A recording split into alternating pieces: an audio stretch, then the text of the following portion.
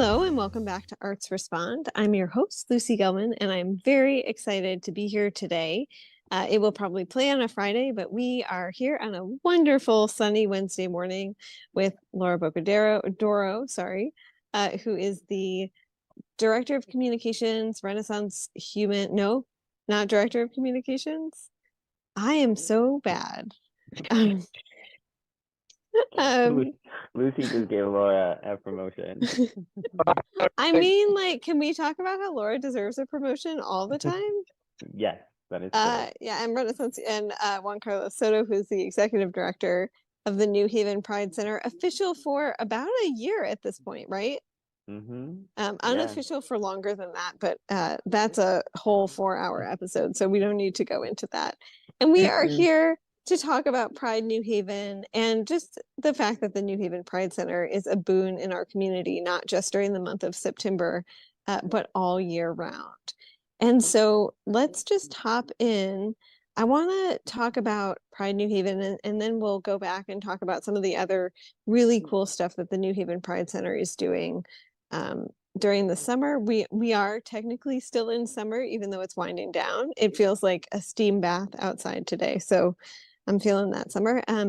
And for Pride, which in Connecticut, we get Pride twice a year, in June and then again in September. We're just that special. And Pride is happening on September 7th, which is a Saturday.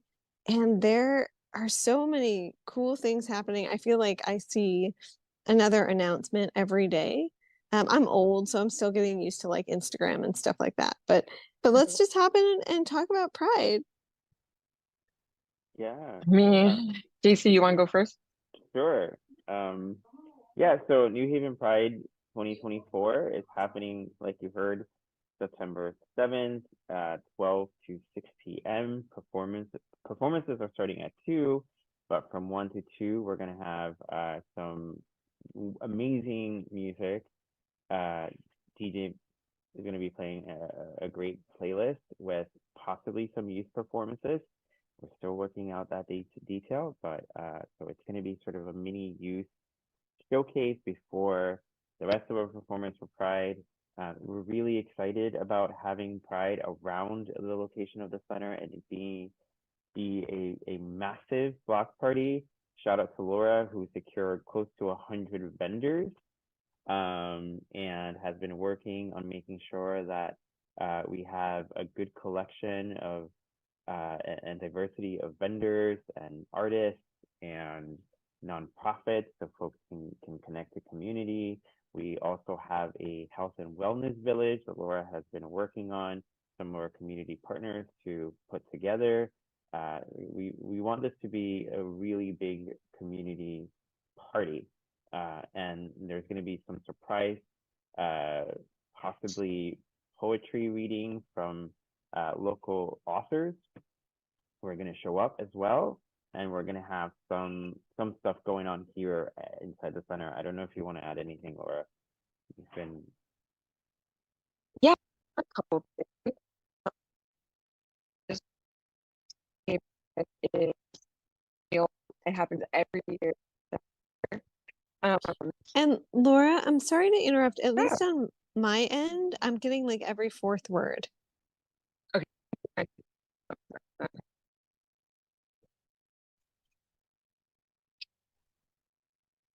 Yeah.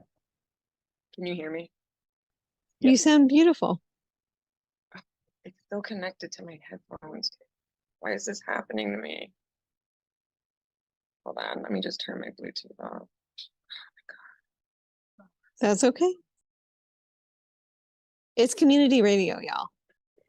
Technology is the best. Well, in the meantime, while Laura gets her sound thing fixed, I just want to share with folks some of the folks that are going to be performing, so people get really excited. So we have Seven Taylor, who's going to be opening for us. We have local drag queens, Malaya and Love Nations, Azula. We have an a cappella group called Whim and Rhythm.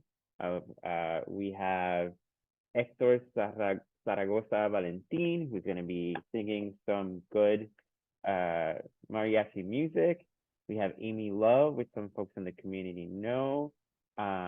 We have Miles J, and then we have Rosa Lee as well. So we have a lot of really local, amazing performers who are going to be sharing their music, and we really try to get a diversity of performers, everything from drag to good old music to some rancheras, and have a diversity so that folks can see themselves represented regardless of where you are, right? Of what you're into.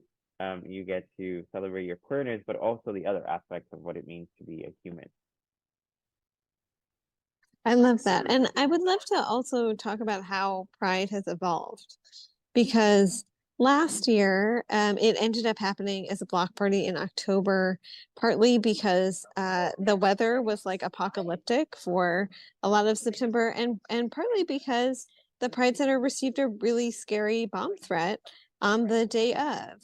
Um, and so and I feel like I can say that because it's been documented. Um, but I would love to hear, how it has evolved going forward. And when I hear almost 100 vendors, I mean, that is incredible. Yeah, it's the most amount of vendors we've ever had for New Haven Pride, honestly, which we're super excited about. And like JC said, it's one of the most diverse groups we've had as well. We're also we're gonna have things going on inside the Pride Center during it. Sorry, 1 minute.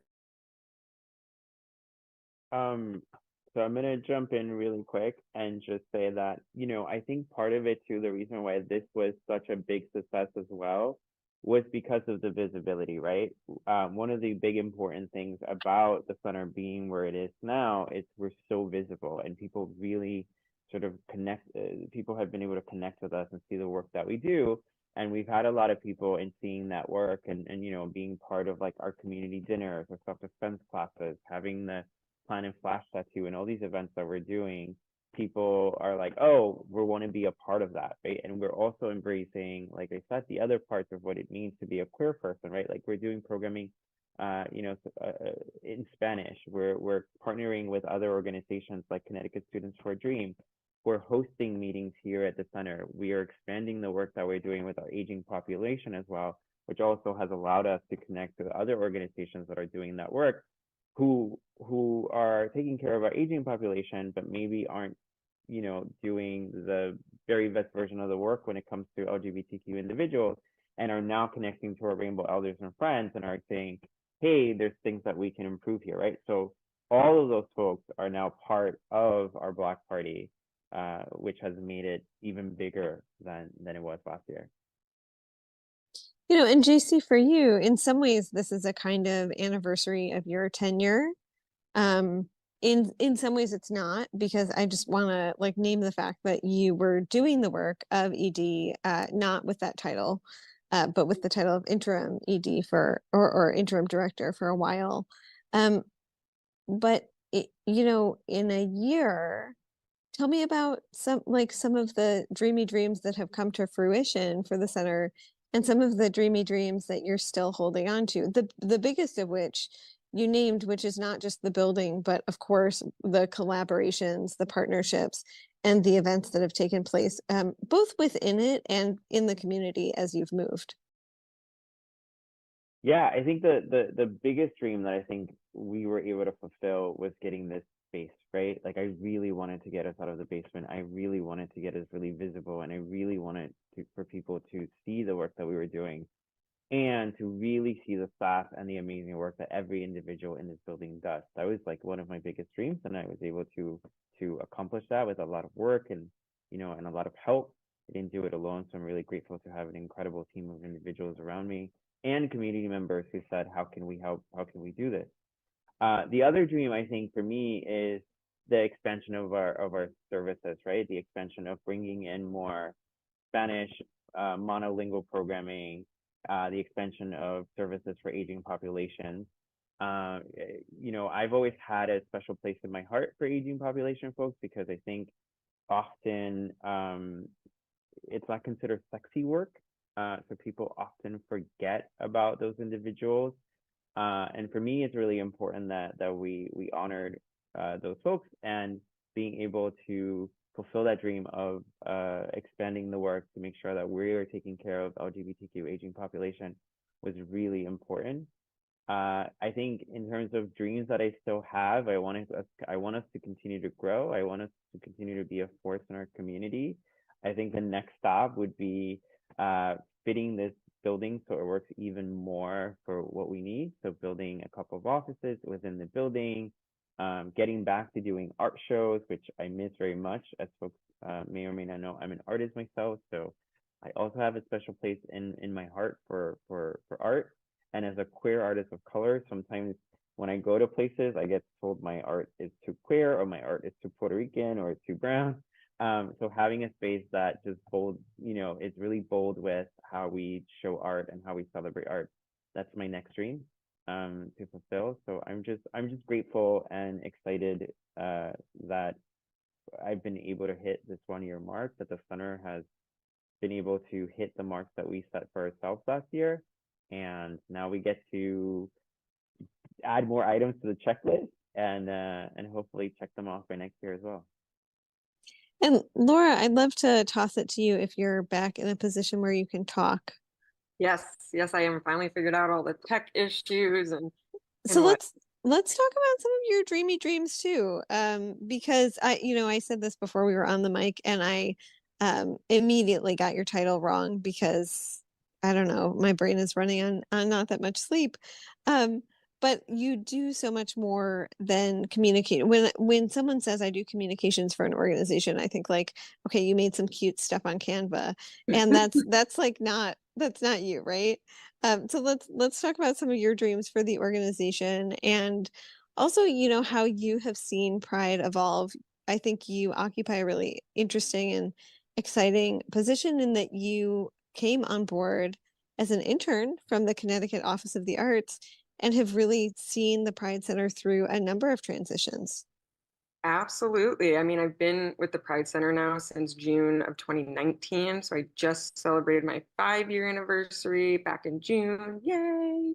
And I mean, the Pride Center in general has, within the last 2 years, has changed so much more for the better. It's a much more community-based organization now, and I just can't wait for us to be able to expand our programming even more than we already have been since we were able to move to this new building. We always talk about like a big dream that who knows if it will be able to happen, is to actually open up like another LGBTQ plus shelter or housing place. We've talked about, I mean, it won't happen anytime soon, sadly, but that's like a big dream that a lot of us have thought about. And then, yeah, with Pride. So Pride was originally what I got hired for through the state when I was an intern. It was the first thing I worked on. This will be my 6th Pride event that I have either helped produce or produced. So I'm really excited about that. Finally getting the hang of everything and the permits. But we also kind of like rebranded Pride last year. So we're calling it New Haven Pride. We're switching it up, on how we do it, highlighting more inclusive talent within our community, highlighting all local performers as well, which we are very proud to say. All of our performers are either CT based from New Haven, and the diversity of performers that we have. We've got drag, we've got bands, we got spoken words, we have singers, all kinds of different talent. We're going to have somebody doing a small book reading within the Pride Center as well. A new author named Bessie. She just wrote a book called Libertad. You can find it at Possible Futures. But it's definitely become more of an actual community-based like event. We partner with all local organizations as well. And it's truly become a great fundraiser as well for the Pride Center, which it hadn't been doing that for us in the past couple of years. So we're really happy that this event not only supports our community, but supports the Pride Center at the end of the day. So we all get to celebrate Pride. And JC always says Pride is 365 days a year. We're never not celebrating Pride. So when people always ask us, like, why do you do it in September? The center was also originally found in the founded in the fall of 1996. So that's one of the other reasons why it's in the fall. But again, we celebrate Pride 365 days a year here. That's right. My sister likes to call me a professional queer. Like that's what we do every day. You know, we're in it every single day. We're doing a single day. So but yeah, that's my tangent. It's not a tangent. It's right on time. And I also want to ask, like, this is, and we'll get to the celebration of Pride itself, but we're like pretty upbeat, pretty positive, as we should be, because Pride is a celebration. But we know that Pride started as a riot, right? And that there's a lot of need in our community. And Laura, you named the dreamy dream of having a shelter. And so I'm wondering if both you and JC can talk a little bit about some of the needs that you're also seeing in the community, from houselessness or homelessness to food insecurity. To folks who are like, I report in the schools, people are mean, right? About a lot of things, including, sexuality and sexual orientation. So, what are some of the needs that y'all are seeing as we're going into this Pride season? Even though, yes, Pride is 365 days a year. Yeah.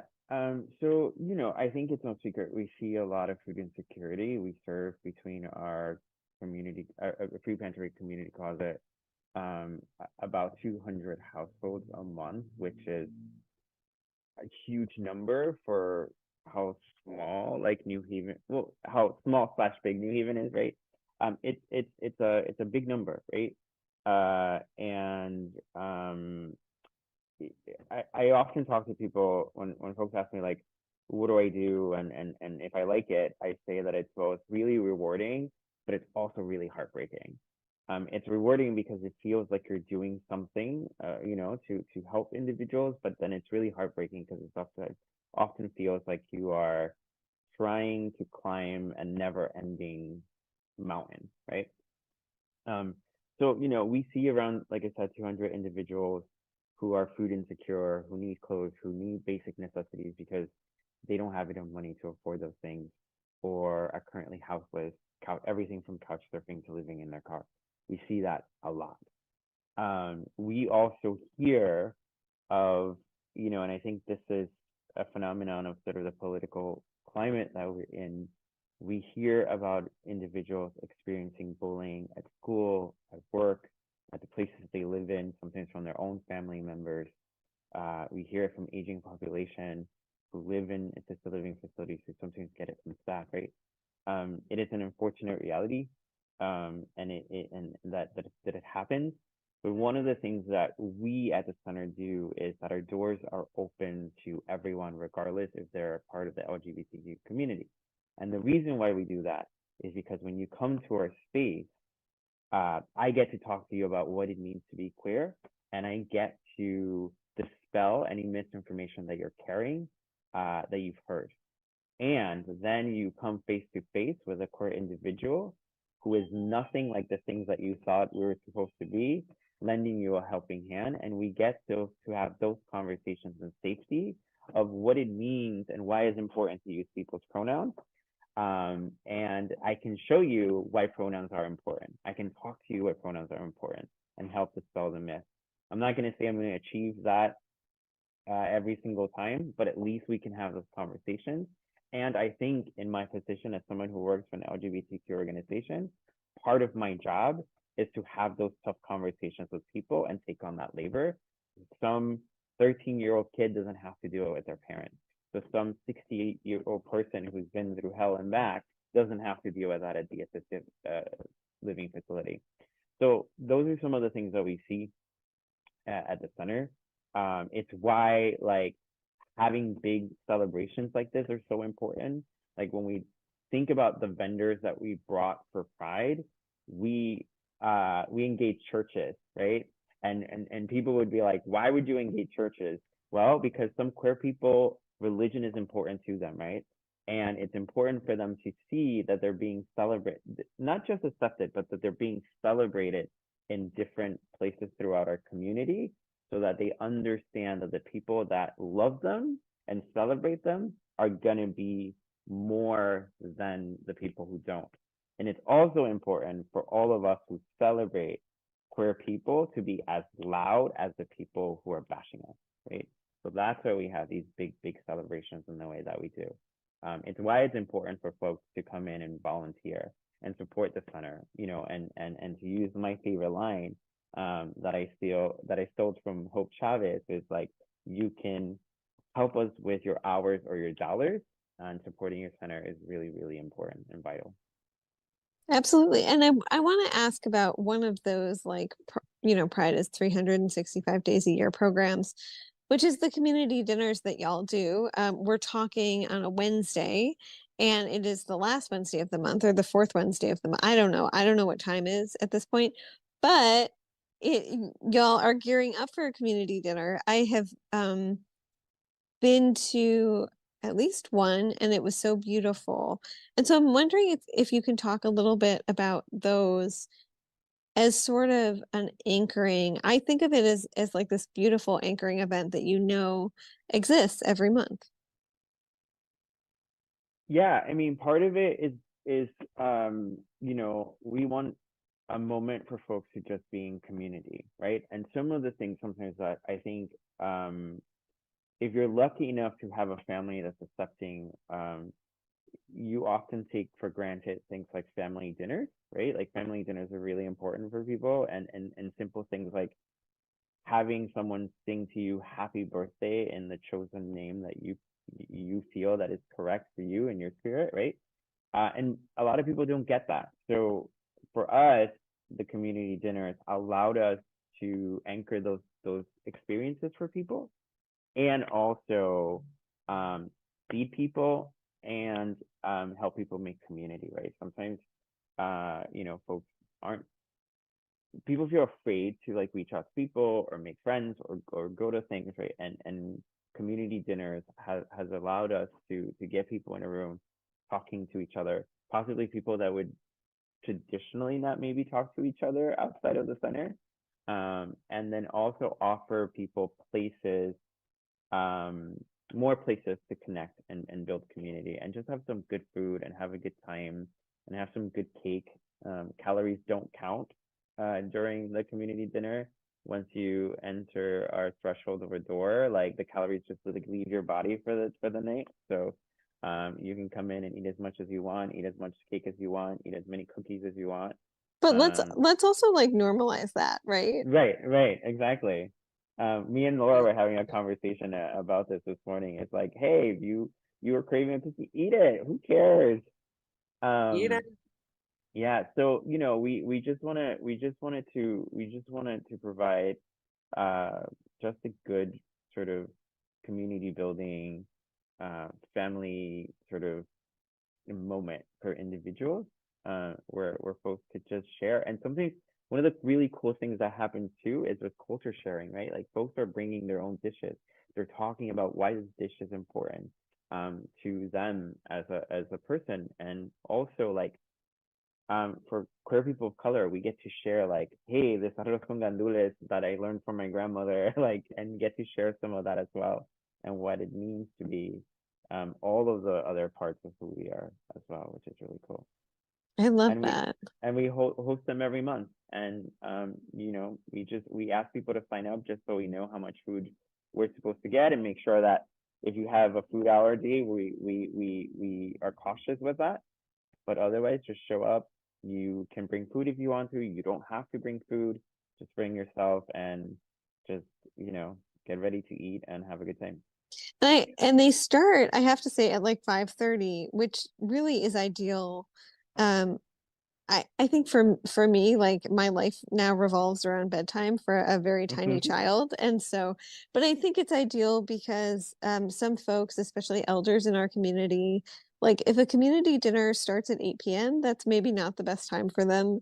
And also parents, right? Right. Especially now that, so tomorrow is the first day of New Haven public schools. And so like, you know, to have this dinner that does not conflict with bedtime. Good job, y'all. I just feel like so, and that's not too late for elders in the community as well. And I mean, one of the beautiful things when I went in July was it was everyone from, I think the youngest person I spoke to was a freshman in high school at New Haven Academy. And the oldest person I spoke to was like in their 80s. And then there was every decade in between, which was really, really beautiful. And I have a sense that that's like quite common. Yeah, and I think one of my favorite things is to see some of the younger folks like um make a comment about any issue that's going on, and then just seeing an elder respond, and then they start having a conversation, and then someone else jumps in, and there's like little pockets of different conversations happening, and cross conversation starts happening, like, and that's what we want, right? We want folks to like talk to each other and just build those connections and those relationships. And at our last dinner, there were some folks who exchanged phone numbers, and now this idea of a warm line came up, which we had during COVID, but now we want to bring back, where some of those folks from the community didn't want to volunteer, to then just call people and chat with them on the phone to combat loneliness, right? Because we can only have our current resources only allow us to have the community dinner once a month, but what happens in between, right? So we're going to be starting that warm line where individuals can talk to each other and continue those conversations and those friendships through that. I love that. So the other thing I wanted to ask about as we sort of near this Pride celebration on the 7th from noon to 6 p.m., correct? Yes. Correct. With performances starting at 2, but you should come for all 6 hours if you're listening to this, is the fact that at least last year, Pride was also a week-long celebration. And we're seeing these things in New Haven. So most recently, Black Wall Street become go from being day-long celebrations to being week-long celebrations. And also shout out to Adrienne Jefferson at the Office of Cultural Affairs, who I think really has been very supportive of this work across the city. And so I know that there is a drag queen story hour on September 4th at, I think, the Mitchell Branch Library in the afternoon. And then if I'm not mistaken, there's also one in the morning at the Fairhaven Branch Library, a Pride story hour, not a I think drag artist story hour. yes, yeah, story hour. And of course, you know, we love the New Haven Free Public Library. Amazing. So for y'all, are you thinking about this as a week sort of leading up to and culminating in the celebration on Saturday? Yeah, so technically it starts the 31st with the gender affirming back to school shopping spree. That's how we envision it. Like that's like our first sort of kickoff. And then we have the story hours, and then Pride. This year, because in many ways, we're still sort of we've been here 8 months, but we're still in many ways getting used to this space and how the space works. So we sort of leaned on other community partners to do some of that work, because we really wanted to put all of effort to make sure that the block party was the very best version of it that it could be. I mean, we do so that's how we did it this year, but we have other little touch points throughout in New Haven of other things that are happening. And also, like, I think one of the things that we really wanted to focus on, and this is why the story hour is so important, is like LGBTQ families are really under attack this year. And you know, LGBT and trans folks are also really under attack, and there's a lot of things happening. So we wanted to give a moment for LGBTQ families and sort of focus on that, on families, and then do our big block party. But you know, we plan to next year. We're already sort of, we haven't even fully finished this year, and we're already talking about like how can we make it bigger next year, and we have some really good plans. Amazing. Oh, Laura, hop in. Yeah, I just want to say one thing with the vendors as well, kind of like touching on a couple of things that we've already talked about. 50% of our vendors are nonprofits, places folks can volunteer, potentially get jobs, resources. Like JC mentioned, we have a whole health and wellness village. Everybody is either an LGBTQ specific health center or an LGBTQ plus affirming health center. 5 of our sponsors are LGBTQ plus health centers.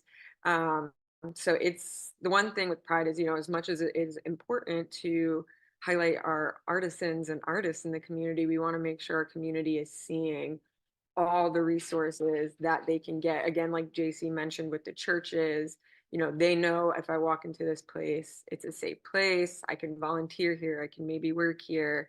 And I think that's so important. I mean, we literally had to turn people away for vending because we are at max, like max.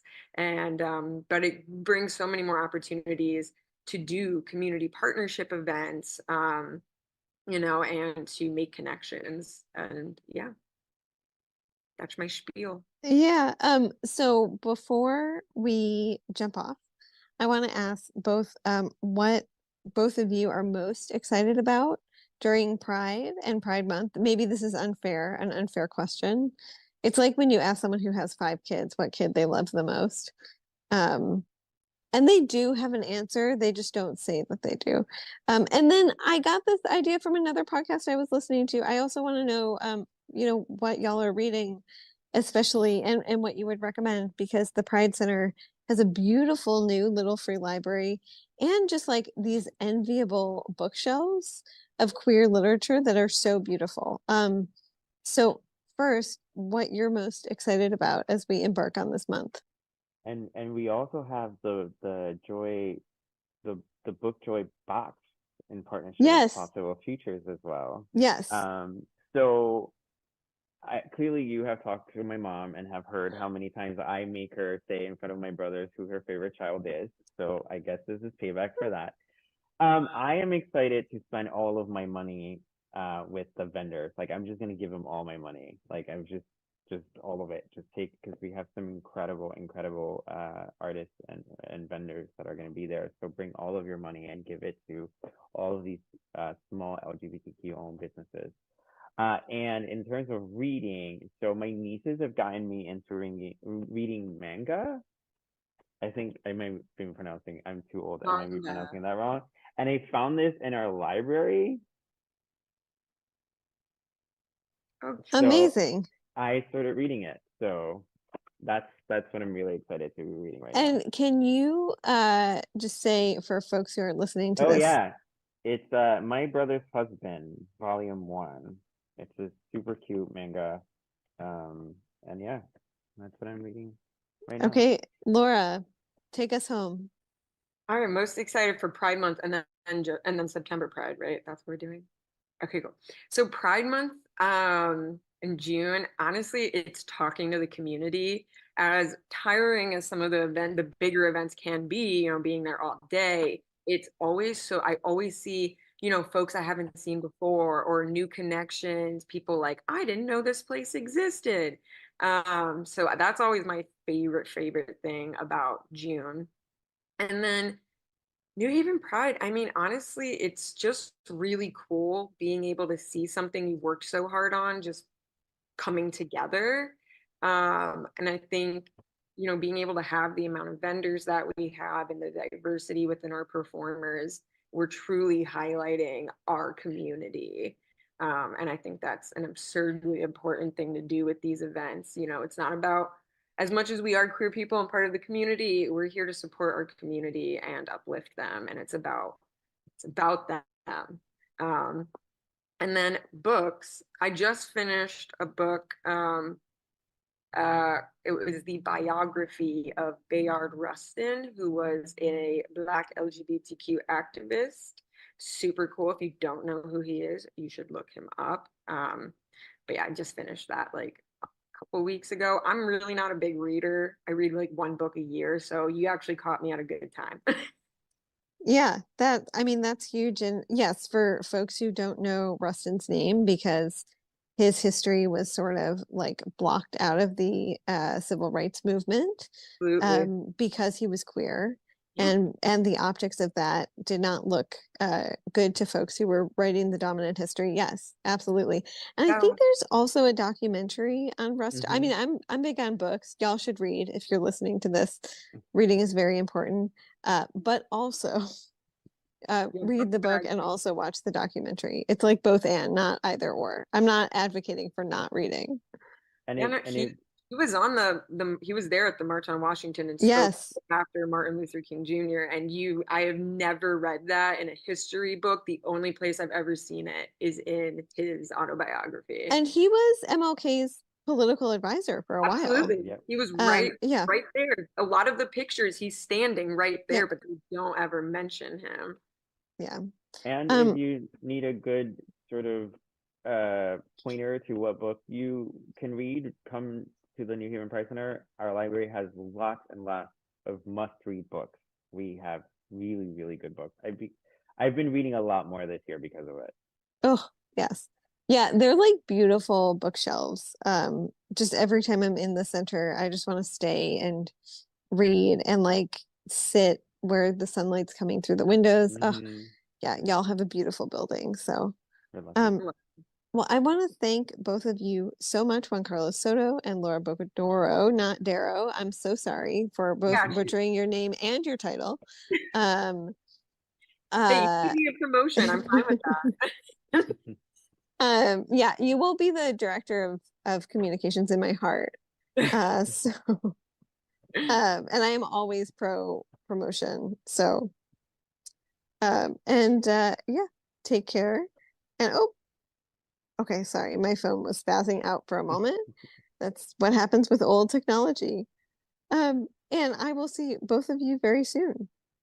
Thanks for having me. Bye-bye. Happy Pride, everyone. Happy Pride, everyone.